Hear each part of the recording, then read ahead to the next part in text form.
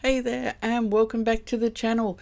Today I'm going to do another follow along as I edit, and this time I'm going to do one from my Silver Screen Sirens series with the gorgeous Tayla here. And I'm going to show you how I took the image from this to this in just a few simple steps. There really wasn't a huge amount that I did with this image.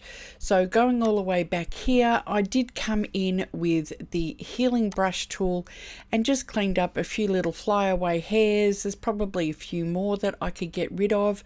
This background was actually, and I'll put a link for the video, we had a sheet of paper and I punched a whole heap of holes in it, and I put a strobe light behind that, and that was shooting through the holes and it was giving this beautiful sort of halo effect.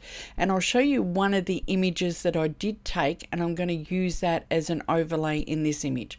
So what I did was I went through and cleaned that up using my custom Photoshop actions like I usually do. I did a little bit of skin retouch, I did some eye highlights and some skin retouch, and I put all that through there. Then what I did from there, and this is, if I just show you this image, so that's actually a cleaned up image of the starburst that was coming through the paper, and I kept it there.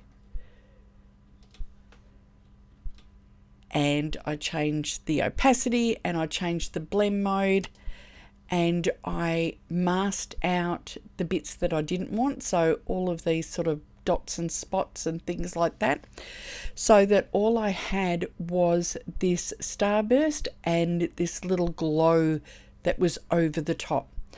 Then what I did was I did a merge stamp, so Control Alt Shift and E, and merged it all onto another layer. Then I went into DxO FilmPack 8. I just love this plugin. It is amazing. And one of my go-tos pretty much every time is this 1946 Beauty and the Beast. It is just perfect. A little bit of glow, instantly changes it to black and white. It got some skin softening in there. There's just so much about it that is just absolutely beautiful. But I could have played around with a whole heap of other ones. Another one which I really like, which is this silent movie, but it does add a little bit of grain in. There is some grain on Beauty and the Beast as well, but the beauty with using this is I can come in and I can change, if there's grain on it, I can actually take the grain off, or if I want to modify the grain, I can do that. In fact, anything in here I can come through and I can modify any of these once I have already put a preset on. So from there I just hit save, and that took me back into Photoshop. I did a little bit of a curves layer just to lighten it up a little bit more. I also did just a bit of an eye pop, if I scroll in there. So it's just a curves layer of which I put a mask on and then just painted it, just some highlights in on her eyes. And that's pretty much the finished image. So it's quite simple, quite quick, and it allows me to run through a whole series very, very quickly.